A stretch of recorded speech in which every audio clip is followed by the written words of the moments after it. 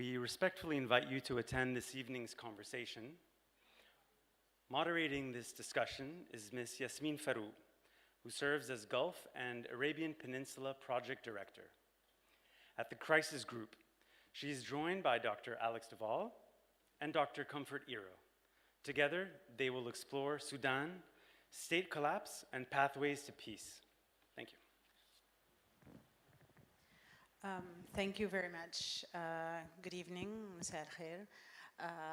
Thank you very much for being here, although I know that, like myself, I couldn't say no to such a conversation. So thanks a lot for being here. It gives me great pleasure and honor, and I thank the Qatar Mediation Forum for trusting me with such an important panel. While preparing for this session, I was thinking how many times just this year alone, as we are coming to the end of this year, how many times there were changes, either escalation or diplomacy, and we were thinking, this might be the moment where we start reaching a ceasefire in Sudan. To name a few, I remember when in March there was the military escalation and the Sudanese armed forces entered Khartoum, and we thought, okay, maybe this is going to be the moment where everybody sits around the table and negotiate. And then a couple of months later came the London conference, and we thought, okay, maybe the diplomatic confrontation is going to drive more pressure on the different parties to sit and conclude a ceasefire. Then came the reviving of the Quad in July and August, and the negotiations around the statement and the activism by the United States, the regained interest in the Quad. And again, I remember with my colleagues from the Horn of Africa project, we thought, okay, maybe this American involvement, this renewed American push could be the moment where we get to ceasefire. Then came the Quad statement on September 12th.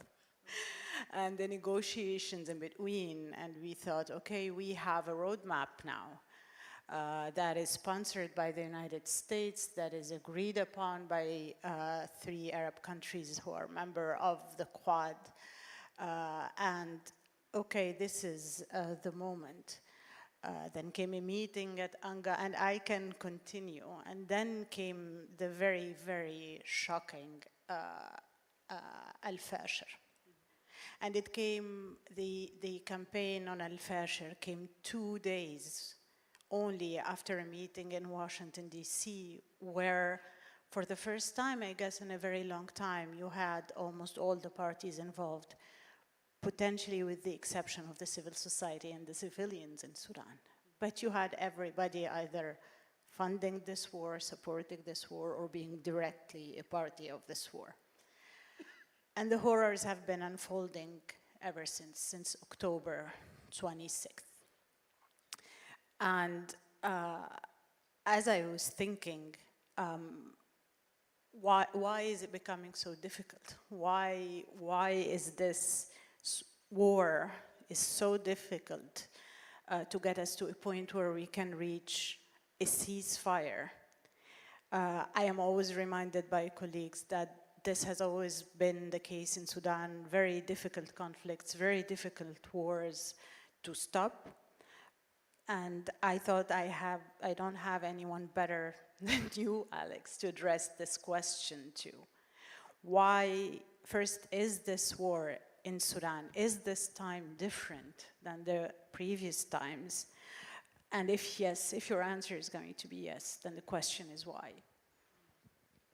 So, thank you very much. Thank you all for coming on this last evening, and thank you to the Qatar Mediation Forum and the Doha Forum for convening this. So before answering your question, and in fact really as the first part of the answer, I just want to express my condolences to every Sudanese person here, because every Sudanese has lost people. Everyone is in mourning for people they've lost, for homes they've lost, for hopes they have lost, and actually for a country they have lost.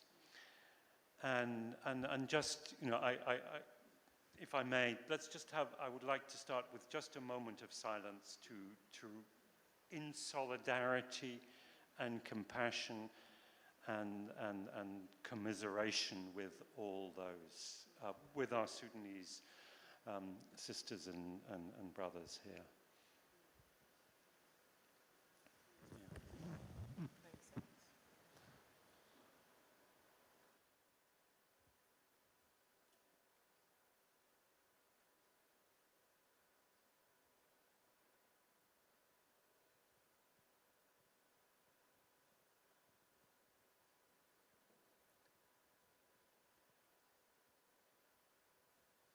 Thank you. Thank you. And I think actually this speaks to why this war is different. Because I first had the privilege of going to Sudan just over 40 years ago. And during all the time that I've been dealing with Sudan, despite all the horrors, all the atrocities, all the suffering, all the ideological polarization, it was always possible, it was always the case that when Sudanese would meet in a neutral space, such as Doha, Sudanese from different political parties would greet each other as friends, almost as family. They would exchange views about their families, and so on. And you could, I remember speaking to mediators, and I think President Carter has a story of when he first went to Sudan to mediate, or to try to mediate between North and South in the 1990s. And Itonde will correct me if I get this story wrong. He spent the night before asking, how will I break the ice? How will I get these people to talk to each other? And he came down, and to his astonishment, they were embracing each other, they were chatting, joking, they were socializing. Now, what is so strikingly different about the situation today is that this is not the case. That the depth of polarization is such that we do not see the Sudanese, you know, having this these social relations across the political lines. The depth of hurt, the depth of estrangement is that it has gone that deep, and it's not symmetrical. If you talk to those on the RSF side, they will say, why are they not talking to us? And if you talk to those on the other side, from, if you like, metropolitan Sudan, from those associated with the internationally recognized government, they will say, how dare they? Because of the depth of atrocity that's been inflicted. And it's not just the atrocities themselves. I'm sure many of you will have seen these trophy videos. And the relish with which those who are responsible for these atrocities are perpetrating these atrocities is deeply, deeply shocking. It's also on the other side too, but there's no question that those primarily responsible are associated with the RSF. So that's the first point. In my 40 years, and perhaps there are Sudanese, perhaps South Sudanese who will correct me on this. But in my personal experience, this is new. The second thing that I think is different is the state actually has collapsed. And my apologies if I am offending those who are representing the internationally recognized government. There is no state form recognizable in the RSF-controlled areas. The RSF is a new type of political formation. In fact, I would also say it is an old type. It is something we are familiar with from the history of the 19th century, where you had warlord, mercenary, corporate entities that took on a role that was bigger than that of a state. So you had, in the 19th century, merchant adventurers with mercenary armies, for example, who overran, captured Darfur, and put that previously independent state of Darfur in their pocket, in the same way that the East India Company used to do in South Asia and so on. But also, and this is, I think, the nature of the RSF. There is, its veneer of civil administration, statehood is very, very, very thin. In fact, it is not there at all. But also, I think we have to recognize that the state that existed before has collapsed. And it will not come back in the same way that it was before. And our great Sudanese scholar, diplomat, lawyer, Francis Deng, coined this phrase some 30 years ago, sovereignty without responsibility. And I regret to say that the sovereignty that is being exercised by those in the internationally recognized government, in many cases is sovereignty without responsibility. And the third reason why it is different is that every other Sudanese conflict up to now, and I was involved in the mediation teams or facilitation teams on many of them, there was a Sudanese solution. Now I think the truth is there are no local conflicts in the world. There is no conflict that can be solved at a local level, a national level, even a regional level. There is no African solution to this. There is not even a Middle Eastern solution to this conflict, let alone a Sudanese solution. It has to be a solution at the global level. And that makes the resolution of this conflict extraordinarily difficult.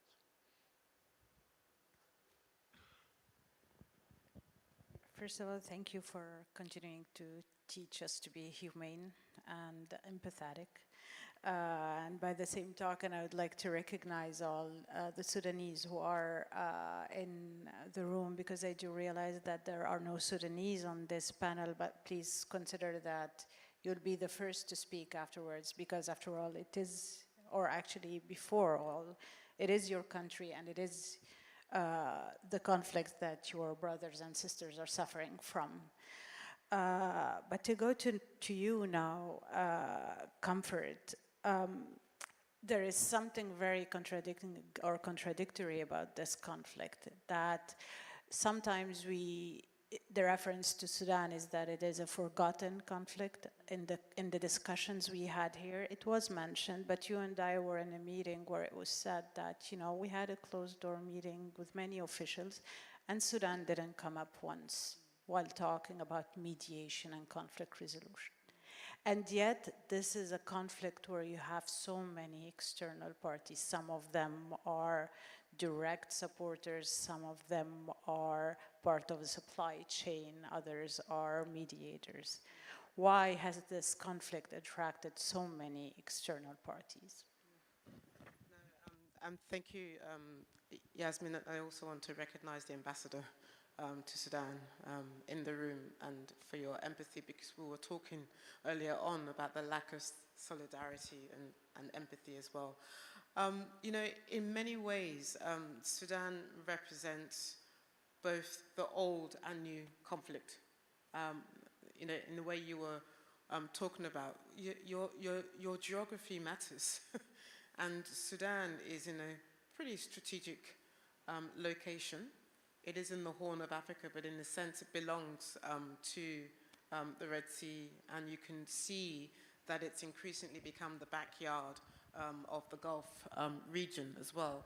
Alex, I remember the last time I was on the podium with you, or at least in a roundtable conversation, and the new lens back in 2015, 2016, if you remember, and the former crisis group, Horn of Africa project director, is also in the room. We're talking about the militarization of the Red Sea and how port politics puts Sudan right at the center of interest of Gulf countries, but also we defined Sudan as the southern neighborhood of Europe because it was the gateway for concerns around migration, but it was also a strategic point because it was also the country that was in the sea lane of much of the shipping industry as well. So to answer your question, Yasmin, is that Sudan doesn't belong to the Horn. It doesn't belong to Africa. It is an internationalized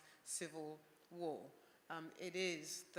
For me, it is a conflict, as you said, Alex, it doesn't belong to the region. It's not an African solution for African problem. It's way beyond that. And it's become a proxy war.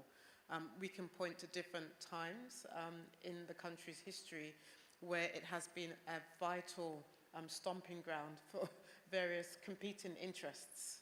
And it was also a country that loaned its services to help the Red Sea in its own crisis in Yemen, for example. And in a sense, a number of countries in the region feel an obligation, therefore, to support the generals and to thank the generals for the role that they played in helping to solve their own crisis. That's another crude way of understanding Sudan. So it is a harbinger of the mess and the externalization and the proxy war. And the solution for Sudan, it will have to be, Sudanese will have to be at the table in the same way that we insist that Palestinians have to be at the table. There is no way you can get out of these crises without having the Sudanese at the table. But we also know that we have to find a way in which to deal with the various competing interests of what stabilization or what stability looks like in Sudan. And a number of countries' national security interests are being worked out in Sudan.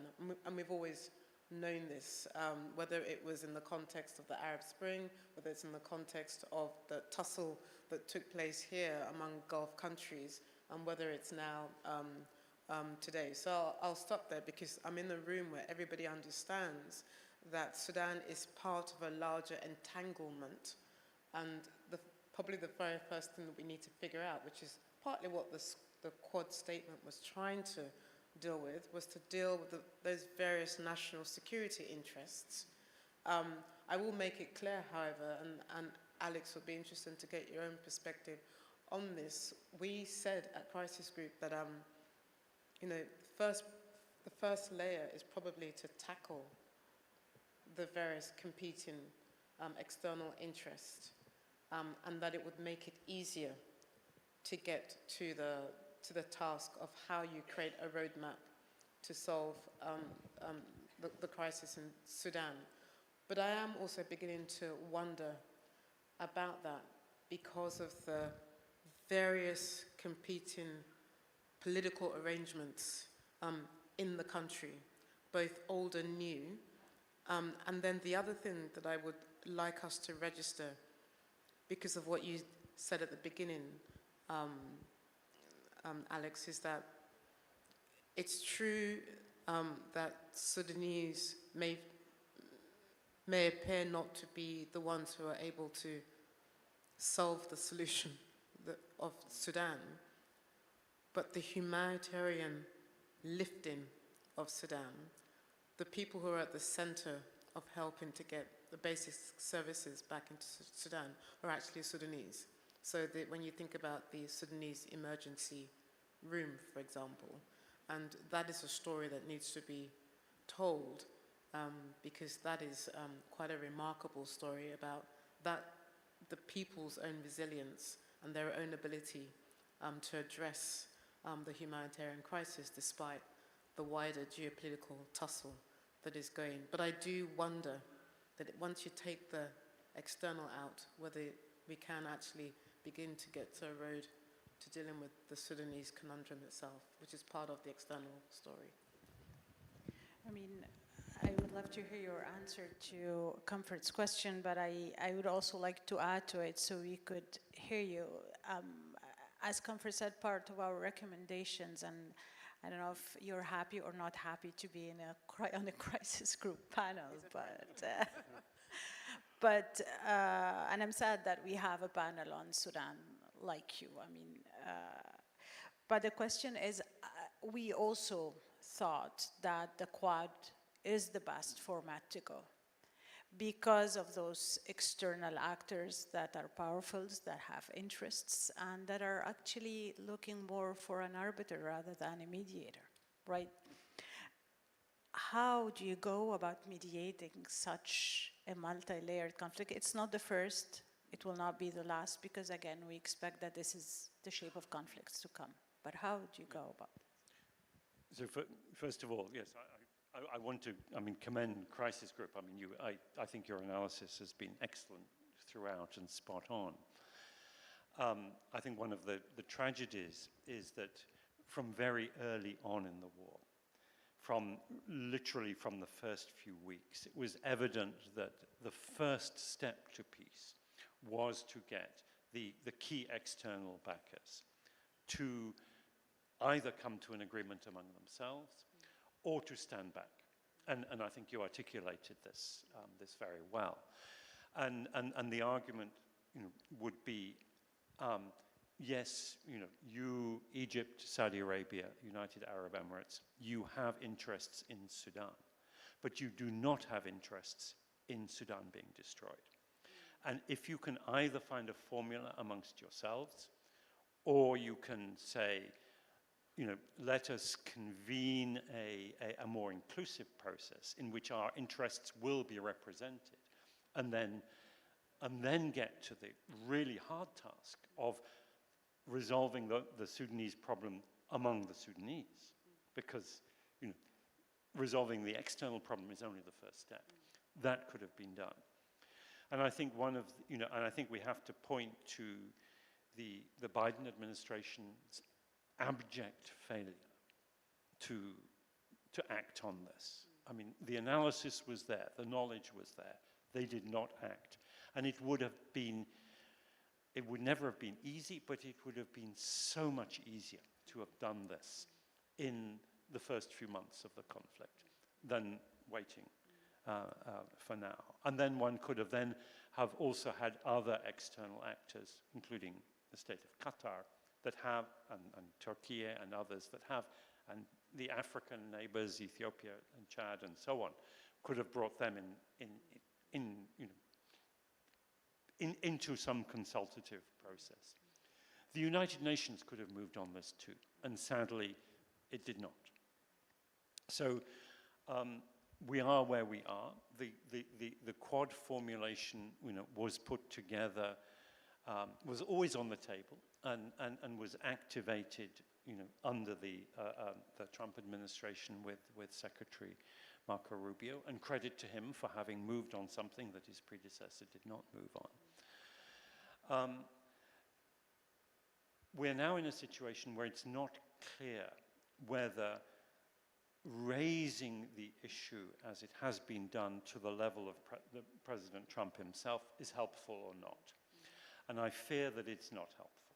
I fear that actually it makes it more difficult for the key external interlocutors to take a step back or to make the concessions. And my fear is that what we've been seeing in the last month, which is an escalation of the war, by both sides, but most particularly by the RSF after that, absolutely appalling and unfinished a mass atrocity, genocidal set of killings in Al-Fasher, is taking us deeper there. But I just want to pick up on a key point that you mentioned, which actually has two elements here. One is the humanitarian crisis, which is the largest in the world today. And you know the figures. I don't need to repeat the figures.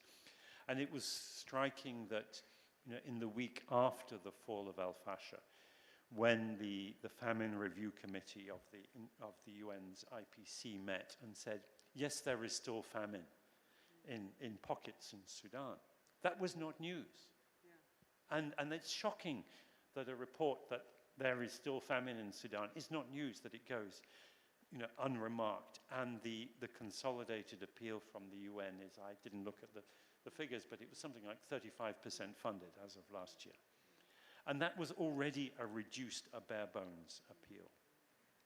But against that, I think we see two very important elements, which are perhaps which are signs of hope. The first is you mentioned the emergency response rooms, and the Sudanese are no strangers to these humanitarian crises and have enormous skills, resources, resilience, and the ERRs are in the front line, are in the forefront of responding, but not just them, there are others too. But the other thing that is very interesting, so the Famine Review Committee came with its report, it must be about a month ago now. And the striking thing about that report, which I think was not picked up by anyone, is that, yes, famine has continued. The pockets of famine have continued around El Fasher, parts of South Kordofan, etc. But if you look, and the overall humanitarian crisis is dire, and the collapse of health services, the children out of school, etc., is terrible. But the overall food security situation had not got worse. In fact, it had slightly got better. And this is remarkable, and it speaks to something that I think gives us reason for hope, and also a reason for a redesigned humanitarian response. Now, the hope is this, which is that one of the major dysfunctionalities of the Sudanese state and the Sudanese food security system was that this enormously fertile country with a tremendous farming sector, its capital city was fed by imported wheat. And that was an enormous burden on the exchequer, on the foreign exchange. And the destruction of Khartoum, which is an unimaginable tragedy and act of vandalism. One thing that it has done, however, is that it has meant that the provincial cities of Sudan, especially in central and eastern Sudan, cities like Gadaref, like Kassala, and in northern Sudan, have, relatively speaking, now been thriving. People have gone back to those cities who maybe migrated to Khartoum a generation or two generations ago. And the rural production in parts of Sudan is being boosted. Wheat production in northern Sudan has never been higher. And if the Jazeera scheme can be rehabilitated, and there are efforts underway to do that, the production will be much higher. And even in parts of Sudan where there is not war, even in parts of Darfur and Kordofan, traders are active and thriving. So the humanitarian need, the food need for Sudan, let's let aside that we need enormous amounts of medical aid, schools, etc., but simply in terms of food, Sudan is showing that under these incredibly adverse circumstances, it can feed itself. And the humanitarian assistance that is needed is not big World Food Programme convoys. It is to support, people with food, to support people with money so they can buy food, so support local traders and so on. So we already see the seeds of sort of rebirth there. Thank you. I would like to come back to that issue of food, because you also wrote, and we have also seen starvation being used in Sudan. And it has been a pattern for the RSF to siege cities and to siege parts of Sudan, to starve the people. So I'd like to come back to this. But before that, I would like to go back to the political side of the conflict, because Alex started by saying that he is not sure that elevating the level of mediation to the level of President Trump, if I understood you well, helped. And if we compare it to, we supported that. Again, because we thought it gives the push and the high profile that Sudan needed to be on the agenda. President Trump himself, when he talked about Sudan, he said, I didn't know where it was, but it was explained to me, and it seems that we could solve this. Explain to us, why is it good? Is it going to halt the conflict? what should be done to make use of it, because now it is done, and it was done because many other ways were tried. I guess you're saying careful for what you wish for, right, Alex, in terms of bringing...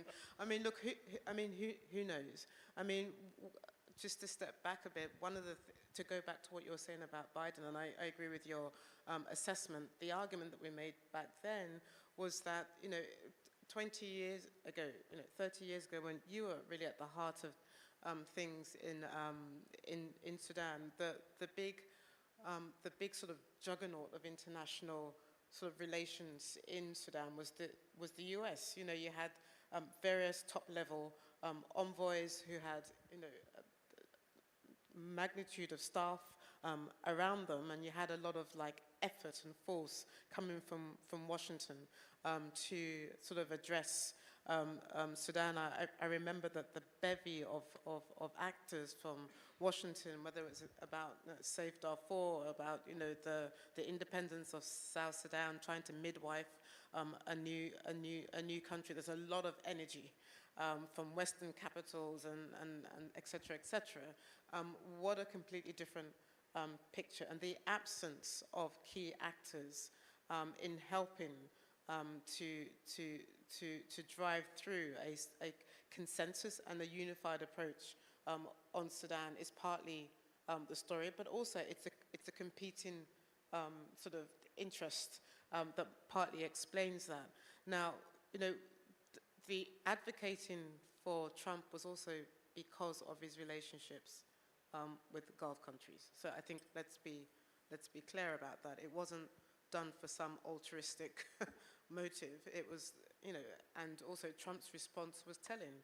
My good friend, MBS, asked a favor of me, and I'm going to do the favor. There is no commercial interest anyway for the US in Sudan, as there may appear to be in the Great Lakes as well. So we were puzzled that he took it on, but we also we weren't naive in suggesting that Trump enter the fray, or MBS make the request to Trump to enter the frame. There was a reason for it also, because he cares about his own relationships with the Gulf countries. We saw back in May the economic dimension of Trump's own sort of visit to the Gulf region, going to Saudi Arabia and here and to the UAE. We saw that it was about energy, it was about AI, it was about Trump incorporated as well. And so on the basis of that, we understood the transactionalism, we understood what the interests were. That was the basis in which to insert him into the process. But it wasn't also because we expected him to change dynamics immediately. But that head of state conversation was crucial, and that he probably was the one person who could pick up the phone both to MBZ and MBS as well. Both of them, for different reasons, have their obligations or have their reasons to feel a sense of loyalty to both forces who, as you'll know yourself, Alex, played a crucial role for them in Yemen, and providing the land invasion, the land troops that helped them tackle the Yemen issue as well. We also know that there are reasons why some of the Gulf states are concerned about what they see as Islamists, sort of extremist Islamists, and the Muslim Brotherhood problem. So we also know that Trump could help tackle those issues as well. So it wasn't sort of out of some understanding that he was going to fix the issue, but maybe unlock and have those conversations that others do not necessarily have the leverage to do that. So now, the question is, what happens after? By the way, the one thing that we tussled about, Alex, was how do you have a conversation where you tell one side, let's deal with the arms flow issue, so stop the arms flow and support that you're giving to the RSF, and on the other side, you help deliver Burhan and tell him to sit at the table. The response also was, well, maybe we need a total arms embargo for the region. I mean, is that a way out of the crisis? I'd be interested in your own views on that, because these are real policy issues that we need to think about in terms of how do you begin to convince either side who don't trust each other, but also don't trust the external actors who are also shaping the peace process as well. So the SAF is very clear that we don't necessarily trust the backers of the RSF because we don't believe that they will stop supporting the RSF even if we were to get to a peace deal. So how do you deal with that conundrum? And then the other part of the conundrum is that you have a humanitarian truce, you begin to work out what the day after looks like, but if the day after path goes through the SAF, again, you create a trust on the other side as well. So is it a plague on both your houses? Neither of you can be part of the transitional arrangements because we've been there already, 2019. We've done that already. And the reason why we're here is that we haven't figured out or worked out the interest of both of you. And we know that you are both interested in assuming power for the country. So these are the issues. Alex, nothing has changed since 2019. Nothing has changed since 2023 that brought both forces to run on Khartoum in a way that we've never seen in the decades of fighting in Sudan. So those factors, the fundamentals behind this conflict haven't gone away. So I'd be curious to think about how we address those issues. I'm also very curious. I'll just add my, Gulf expertise layer to the same question to you, because it does take a risk to invest the bilateral influence and bond to ask for a favor regarding a conflict. Yeah. And I think that this ask was done while knowing this risk, because Trump doesn't do anything for free, that's for one. For two, we have seen that it gets messy in Gaza. And it shouldn't absolve the region from its responsibility of making the best use of what we saw as the best step, and actually the only step maybe that could be taken after those very draining years that ended in Al-Fashir with a level of atrocities that even my colleagues who have been covering conflicts in Africa say they haven't seen. So I'll give you the floor to show us the way for a few minutes, and then I'll open it because I'm sure many people have questions. I wish I had an answer. I really wish that there were an answer. And I would say that in terms of something like an arms embargo, you also need to be cautious to say, be careful what you wish for. Because because both sides are coalitions. They are fractious coalitions. And it is better to make peace with two coalitions rather than multiple parties that are fractured. And if one of the key factors that is keeping these two coalitions together is the external support, that is another reason why the road to peace has to go through these externals. And in each case, it's a very tricky calculation, because, I mean, certainly in the case of the RSF, there is an unanswered question about the autonomy that General Hemeti has from his external backer, and whether he could be delivered. But I think certainly, all the external backers need to, they can't be ruled out, whether you want to call them mediators or just parties to the negotiation. That distinction is blurred. They are not neutral. We know that they are not neutral. But precisely because they are not neutral and they have leverage and they have resources, this is why they need to be involved. Yeah. Let me just say a word about and other than that, I just really want to endorse what you say about the complexity. And I think, had this been raised to the presidential level with President Biden, then one would have seen perhaps some what we might call more professional diplomatic approach to the relationship among the Gulf states. On the humanitarian issue, I mean, the extent to which the RSF has used pillage as a way of supporting itself, but going beyond pillage. I mean, why do you vandalize hospitals? Why do you vandalize agricultural universities? You know, that is just vandalism. And siege starvation, which we saw in Al-Fasher and Zamzam, and we may yet be seeing in El Obeid. But the internationally recognized government is also not innocent of this too. I mean, it has the opportunity for giving permission for the United Nations to step up its relief operations in areas controlled by the RSF.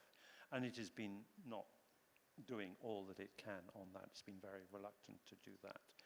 And I understand the concerns that some of this assistance may fall into the hands of the RSF, but there is, but these are all Sudanese citizens, and there is a responsibility of the internationally recognized government to those citizens that are not in areas under its control, and it needs to, in my view, and I think in the view of international lawyers and others, to meet those responsibilities. And if that aid is brought in and is monitored, then the extent of diversion can be minimized. And there are ways of bringing in, providing assistance that do not involve aid convoys that are easily taxed and easily diverted. They can be done financially through financial mechanisms and so on.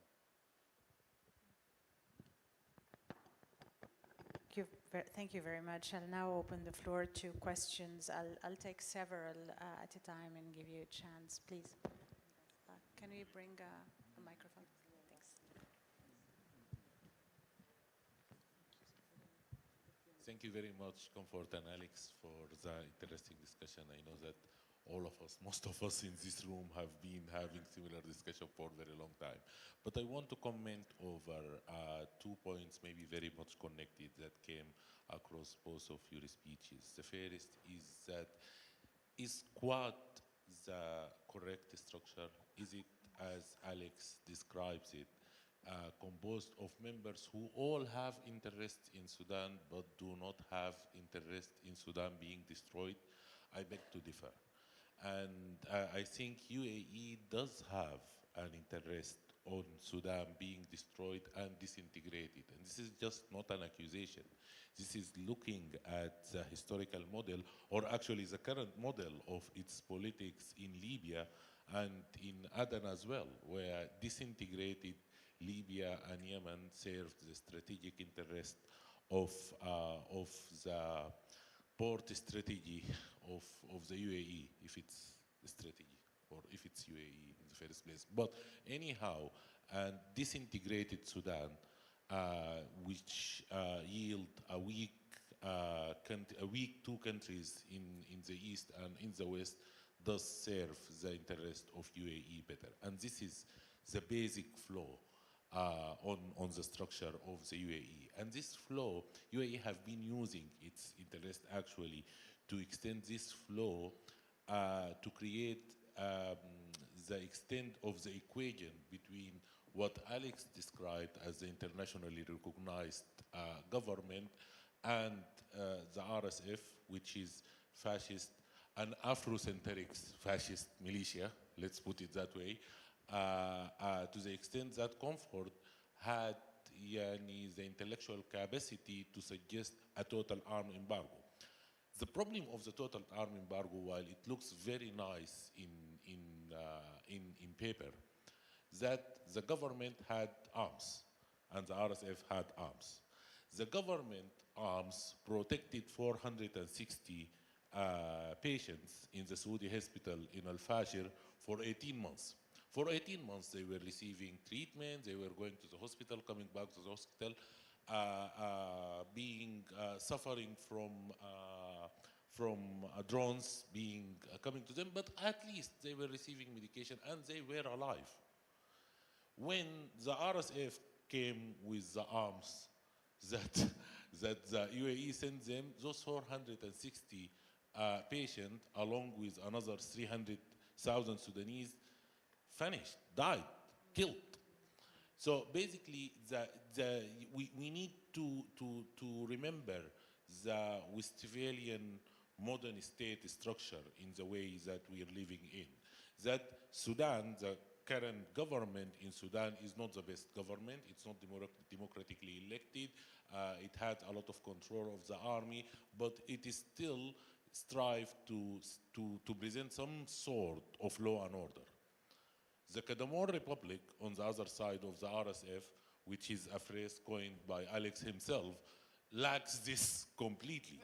So actually, the attempt to equate both of them is very much problematic. My last point is about the US economic interest in Sudan.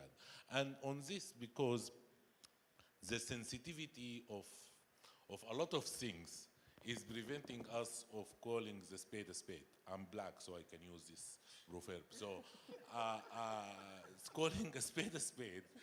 So basically, so US does have economic interest in Sudan. Maybe not directly. There is not enough gold in Sudan. But there is secondary interest in the relationship with Saudi Arabia. What UAE is trying to do of creating an Emirati lake of the Red Sea does risk the longer-term development plans of post-oil era of the UAE and other countries as well. And it destroyed the economic of Egypt completely as well.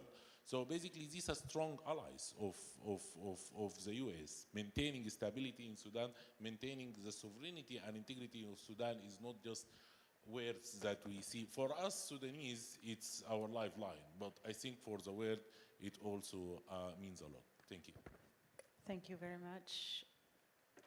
No Sudanese side. Okay, can we give here and then Diran? No, first here. First here. Thank you. Hi, Meredith Preston McGee with the Global Center for Pluralism. I wanted to take up, Amir's your point, but actually flip it around, because what I worry about when we say there is simply an interest in the UAE in a destabilized Sudan at war is that's fatalist. And so my question actually to Alex and Comfort, and Alex, your point about this requires an international solution and a regional solution and a Sudanese solution, and it needs all of these three together. What does that international solution look like that says to the various powers that are engaged in some form in backing the conflict, your interests can be served in a Sudan that is healthy and well-governed and people are not being slaughtered? Like, what is the argument that you would make if you were in front of the Quad actors to convince them that that solution is valid and on the table? Can I just, while we were transiting, there is here the question also of the agency of the Sudanese that we haven't talked about, because we've been talking about the external parties. And when you say well-governed, I think all parties have their own vision of what a well-governed Sudan looks like, which complicates the issue.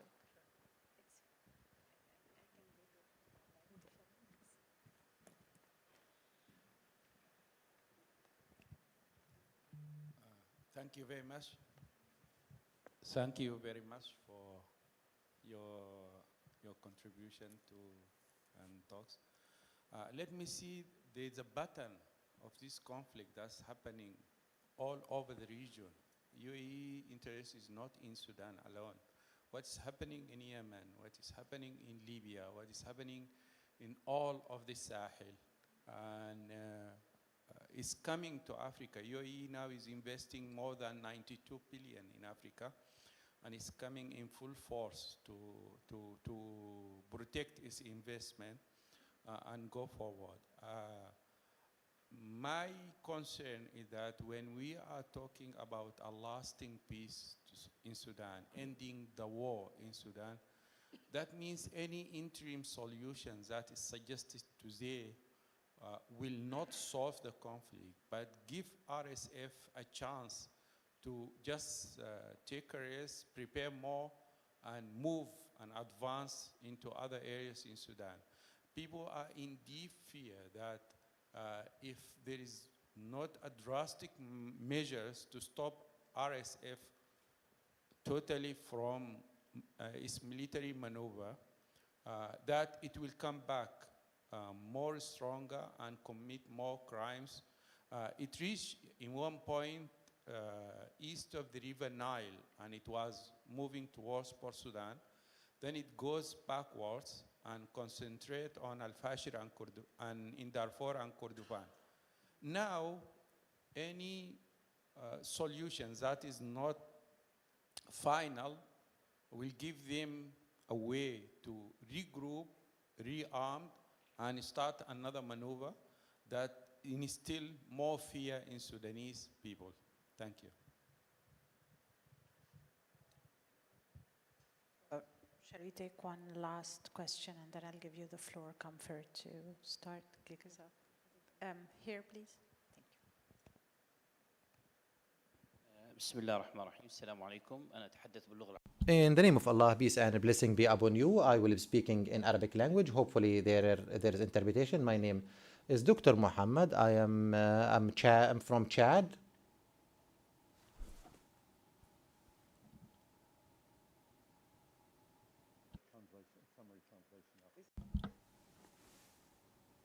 There's interpretation. Interpretation is available. Give the gentleman time to. Interpretation is available. Interpretation is available.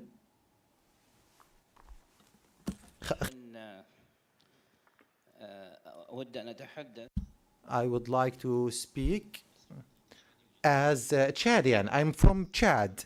I am the chairman of Chad Reconnaissance Movement. I am well informed about what's taking place in Libya, and also I am a chairman of a think tank. The question, if it was that complicated as been described by many of you in Sudan, so what is the solution in order to simplify this complexity and open the pathway for solution? That's my question.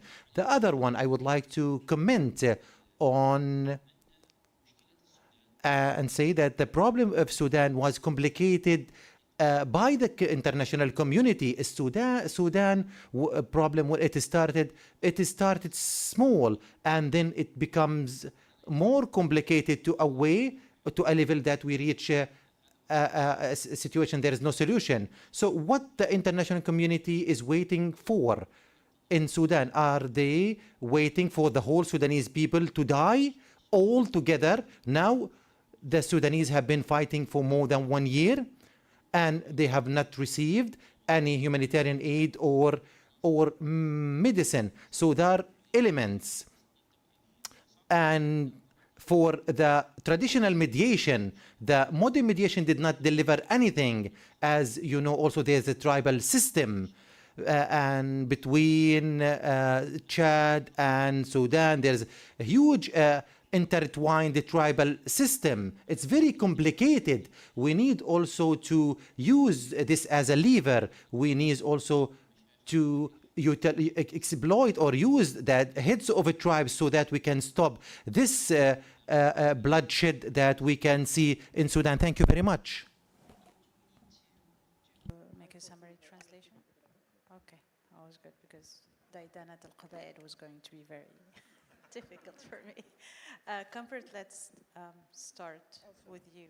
Yeah, I want to zoom in on what on Meredith's question, because I think it ties everything up, and we even haven't begun to talk about the wider regional spillover and the alignments and realignments that are taking place. I mean, as we speak, lines are being drawn, but they're so loose. You know, one day my enemy's enemy is my friend, and then it switches over, and we're seeing how people are picking sides. But on the international solution side,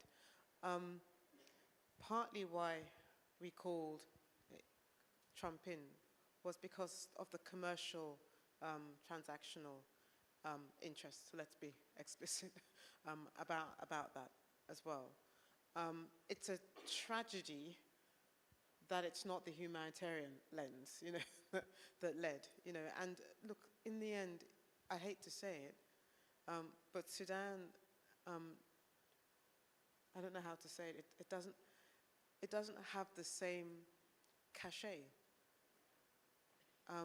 Even though it's in a strategic and pivotal area, one has to ask themselves that question in terms of your question, Meredith, about solutions. And so you have to maybe ask the question in a different way. In the end, what was it that drove or forced President Trump to engage with Gaza in the end? And I'm not saying that it's the same answer that will then shape why we get some kind of movement on Sudan. But when you think about the last 2 years and it's been very elusive for us to even get to September, you know, and even that wasn't perfect. It's been a tussle to get even to this moment.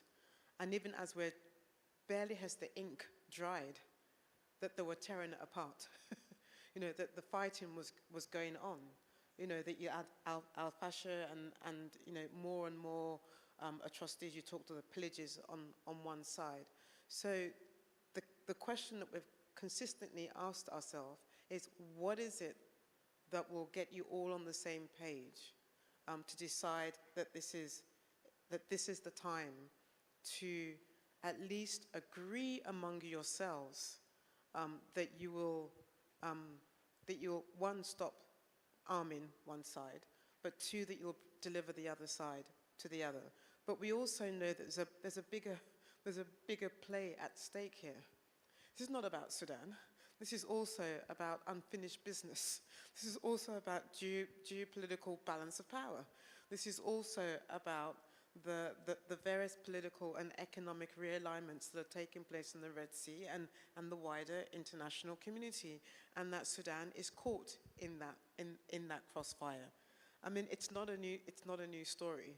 So, but the question is, which one do we have to work out first, and then how do we then deal with the simple issue of trying to tackle on how to save lives as well? And so we speak indirectly to the interest. I think we have to speak directly to the interest of all the key actors, and do ask them, what does stability look like for you in Sudan? How do we address that? Which is what the Quad was trying to get to. And the person who speaks directly to those core interests is somebody like Trump. He's pretty clear on what his own interests are. He used his social media, truth media, to say, look, I don't know anything about Sudan. I wasn't even focused on Sudan. But because my friend asked me, I'm going to try and engage it. And these are two friends, and he understands their interests, which is, I go back to what I said, which is why we called for it to be a heads of states, bringing them into the picture as well. So, I mean, the path to that, it's not a humanitarian argument around it. It's about raw politics, about your interest. And I'm trying to find a polite way to say it, that it's not about Sudan. It's not about the Sudanese people. If it were, then there may be a path to this. And maybe also some of the institutions closer to Sudan in the African continent would have also been part and parcel of trying to deal with that issue. So the stakes are a lot higher, and it's about the raw interest of the unfinished business of some key actors who have wider interest, but Sudan happens to be the proxy war in which it goes through at the moment. And I'm sorry, but as we speak, Yemen is the other part of the jigsaw, because dissatisfaction maybe, or upset maybe, or embarrassment maybe may also be part of why we now have this new situation unfolding in Yemen. And I think we should also acknowledge that, and I'll stop there. Thank you. Very briefly, I mean, I think you're absolutely right, and I think it's actually, there are even more pieces of the jigsaw. I mean, I think one of the things we need to be very concerned about is whether the Ethiopia, Eritrea, including Tigray in particular, will become entangled in this. Either, you know, and the spark could jump either way from one to the other. And also, I mean, one of the things that, one of the features of the RSF, which we've not mentioned, is that it also has, you know, it draws its fighters, its constituents from across the Sahel.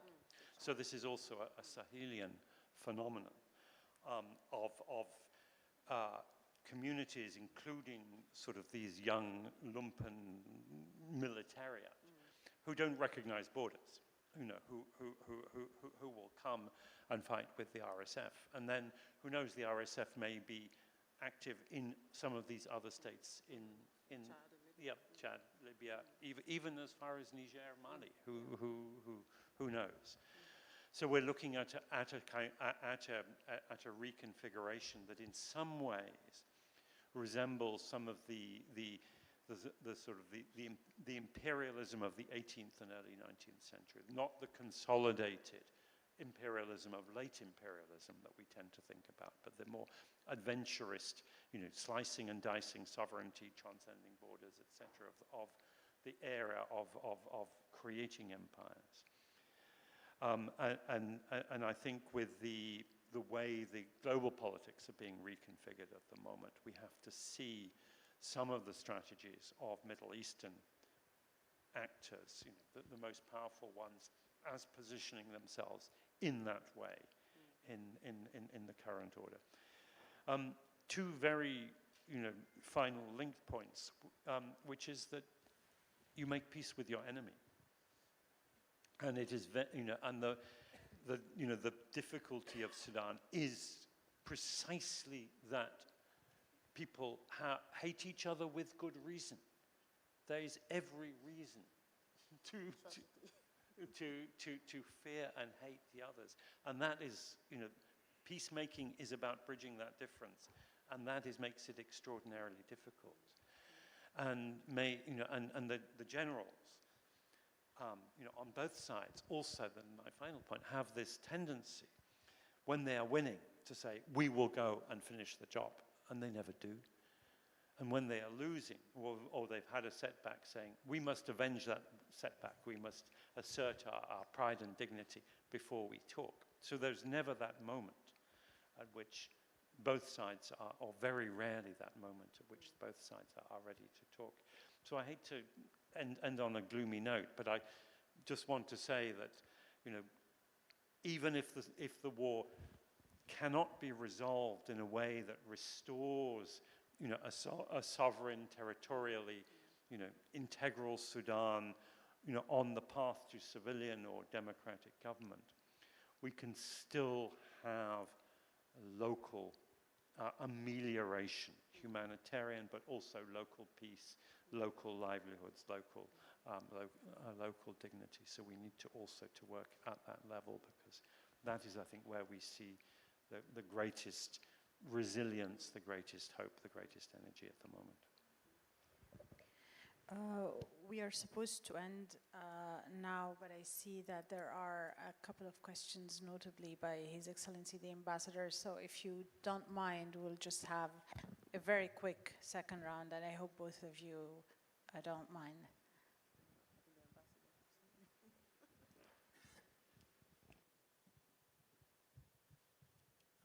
Thank you so much for this panel, and thank you very much for Qatar State to give us this platform to discuss our issues, and also thank you for Qatar Mediation Forum and Doha Forum for giving us this chance for discussing this very hot issue on Sudan. In fact, Sudan is a very important country in geopolitical point of view, and any wars or problems in Sudan, it will inflict the whole region. Sudan also is very rich in natural resources and human resources, and very resilient in recovery whenever there is any crisis or any wars in Sudan. So we have the ability to recover from such catastrophes. The main issue is about the narratives of this war. The wrong narratives will take us to go to the wrong directions in trying to resolve this issue. The clear narrative is this is a rebellion against the state of Sudan, the government of Sudan. So this is very basic and very important, that this is a rebellion. So we have to put this fact in mind while trying to think about how to resolve this issue. The second thing is that there is internal factors and external factors. And if we didn't have a solution for external factors, we cannot come back and resolve the internal factors. So the first step is to at least to stop the external factors from escalating the war in Sudan. And it is very clear that the flow of arms from Emirates to RSF, and also trying to approach the neighboring countries, so that to be the gateway for these arms to get into Sudan for RSF. So the issue of Emirates is very important, because now we consider Sudan, this is an aggression from Emirates. So it cannot be a part of mediation, or it cannot be a mediator, because it is part of the problem, cannot be part of solution. So to involve or to take Emirates as part of Quads. So the international communities in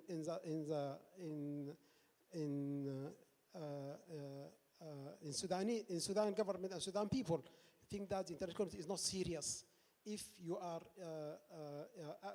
are considering Emirates as part of Quads and mediation for Sudan.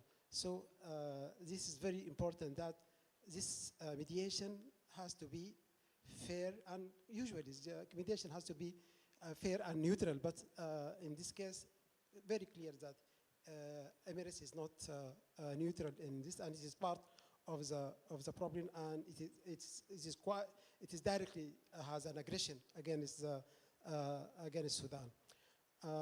So I think if we put this on the table and we start to consider it seriously, so this can be the start of resolving the issue of war in Sudan. I would like to thank the speakers for their analysis and for their inputs, and particularly Mr. Alexis for a long time is involving in Sudan, and maybe the best who can analyze what's going on in Sudan. So thank you so much for that. I'm sorry, I think I will not be able to take any more questions, but I believe we are the very last discussion of the Qatar Mediation Forum, and I would like to thank you very much for those very rich panels. And as I look forward to next year, I do sincerely hope that Sudan will not be on the agenda, at least not with the same level of atrocities that we are seeing, and that other countries we're talking about will be part rather of the solution, and that's a pill to swallow in every mediation and in every conflict.